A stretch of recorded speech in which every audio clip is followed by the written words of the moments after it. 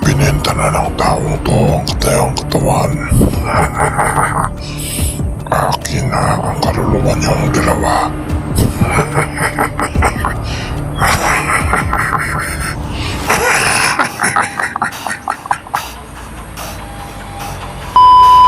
真似できないよこのスワッグ、俺たちにしかないスワッグ、肩の力抜いてラックラック、遊び働いて曲書く。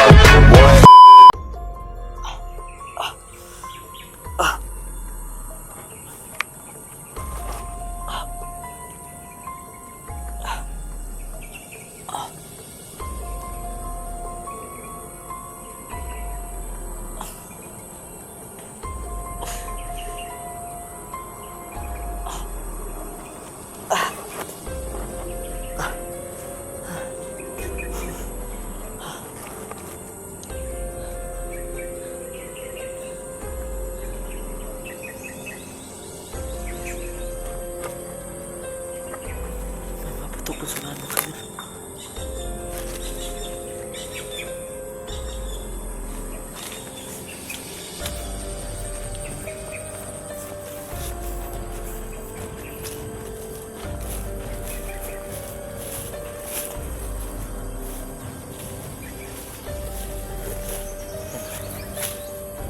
Ayaw mo pala mga kaidol sa bundok mga kaidol.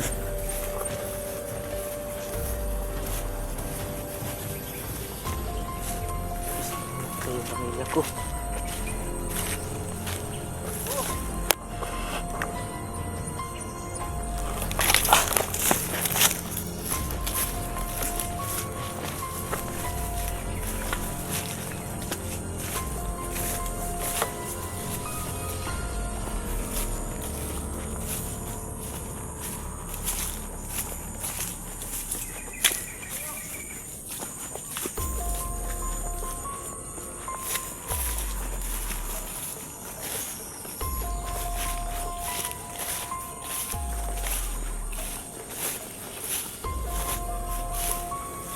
May pamayan na pala sa mga kaidol.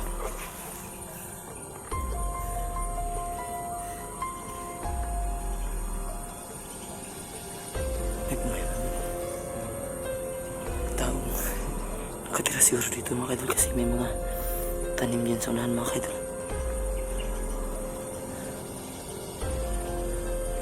Titignan ko muna mga kaidol para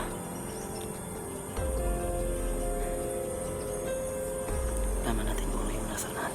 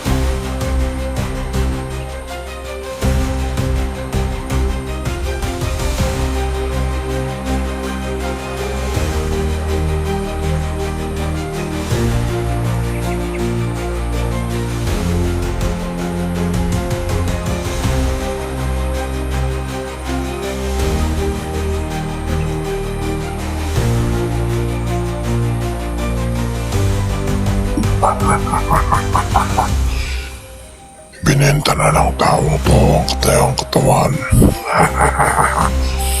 Akin na ang kaluluwa niyong dalawa.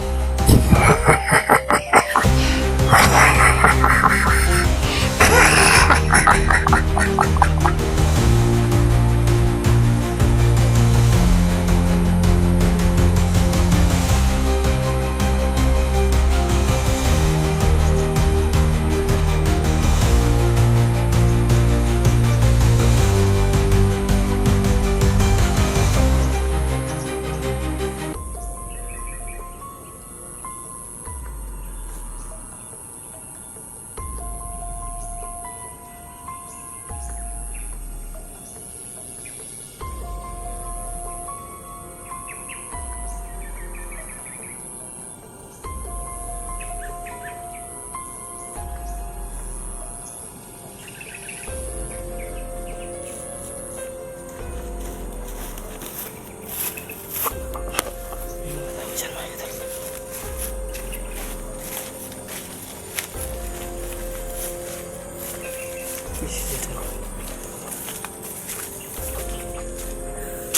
Napag-inipan ko yung kaibigan ko mga idol. Hindi ko yung tamang daanan.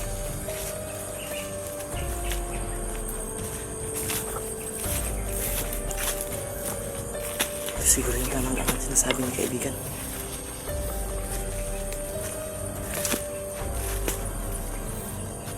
Bakit bigla ako hinimatay? Hindi ko alam yung nangyari sa sunod na. Nangyari, hindi ko nakita. Kasi bigla akong hinimatay kanina mga kaibigan.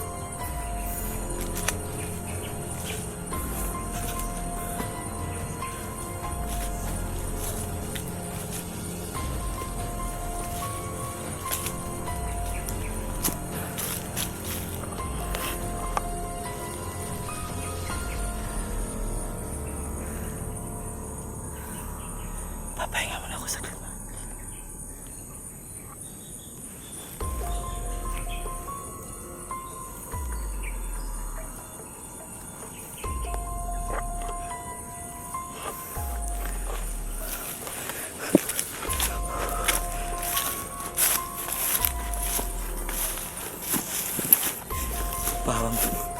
Parang palakas na yung kapangyarihan ng demonyo sa akin mga idol. Hindi na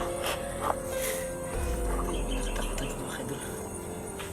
Sana sa awa ng Panginoon kuha ko na yung pamilya ko bago ako tuluyang maging isang demonyo. Bago ako tuluyang sakop na nakapasok sa aking katawan. Sana okay na bago ako tapos sa pamilya ko. Hindi ko pa nakikita.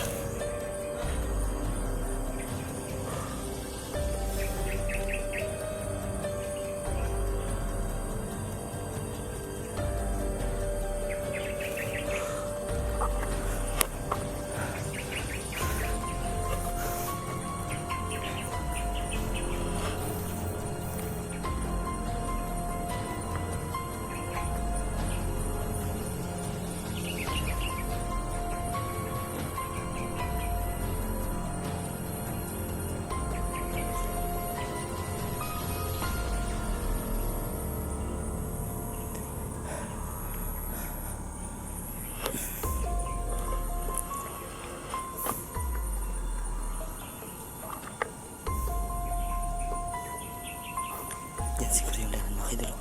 Kasi medyo madilim. Di ko lang ako ng lakas mga idol. Para malabanan ko yung mga kalaban pag naano ko sila mga idol. Kailangan ko mag-ipon ng lakas.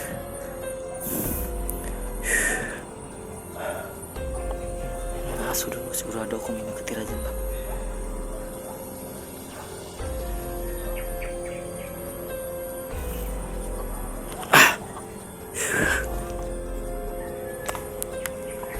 Kuya yung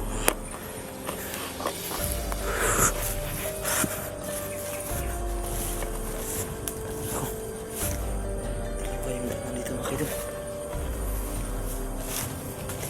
Subukan mo din dito na rin.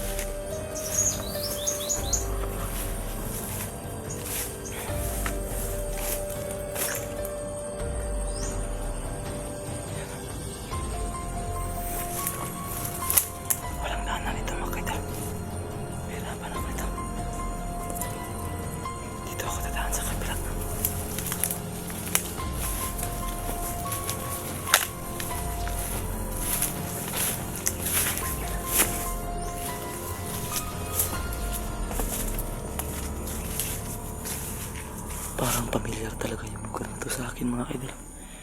Ayan, may prutas. Ayan, prutas na yan. Nagkakain siguro yan.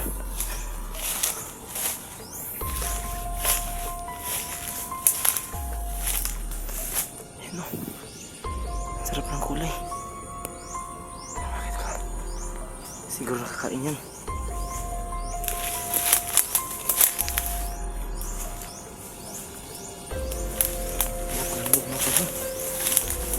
Yung hinog niya. Kuhin kasi parang matigas yung mukha niyan. Tugilaw. Maghanap ako ng ulog dito. Gutom na talaga ako mga idol.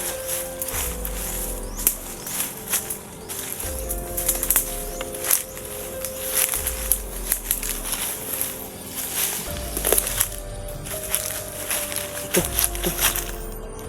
Dahan-dahan. Gutom na ako.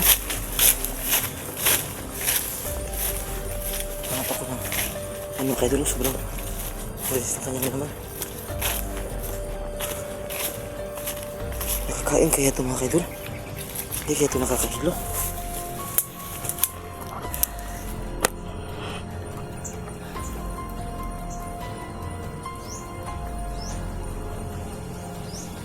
Parang may dumi naman ito mga kaidol.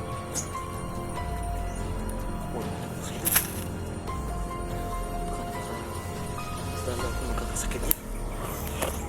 Kalalong masira yung tiyan ko, ba't mawalan ako ng lakas.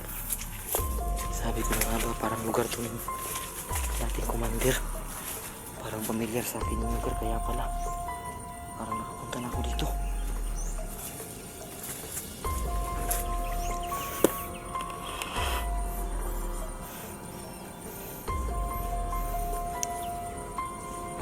Parang napuntahan ko na itong lugar na ito mga kaibigan, pero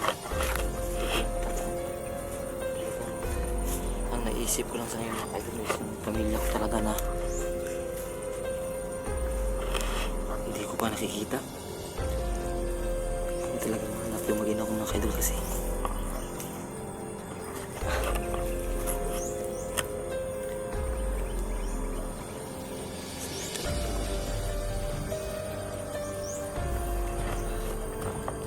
ulitin ko sa iyo tol, kung nakikinig at na titignan mo tong video ko, sana umuwi ka muna sa pamilya mo at makabanding kayo ng mga anak mo, kasi ito yung unang taon na magkasama kayo tol.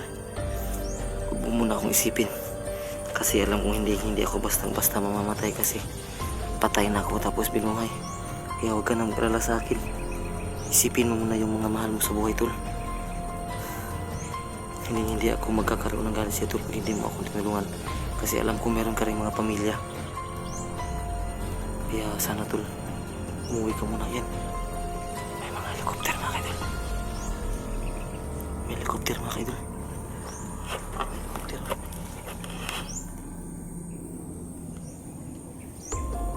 Magtatago tayo ngayon mga kaidol.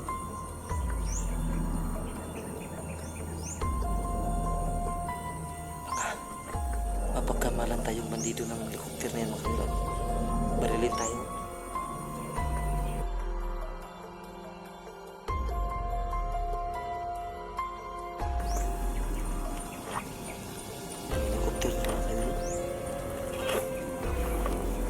Helicopter mga kaidol. Kaya mag-iingat tayo. Hindi lang bandido yung makalaban natin dito. Pati na rin yung mga helicopter na dumadaan, kasi walang pagkamalan tayo mga bandido dito mga kaidol. Kung man natin nung makikita tayo dito na nagpipilikot tapos may dalang pa rin, may pag-asa na mapagkamalan tayong bandido ng mga naka-helicopter. So marami sa mga hunter ngayon ang nag-report sa mga sundalo at mga kapulisan mga kaidol na nakita ko sa video, kasi nilulusob na sila ng mga bandido. Sana mag-isip lahat ng mga hunter.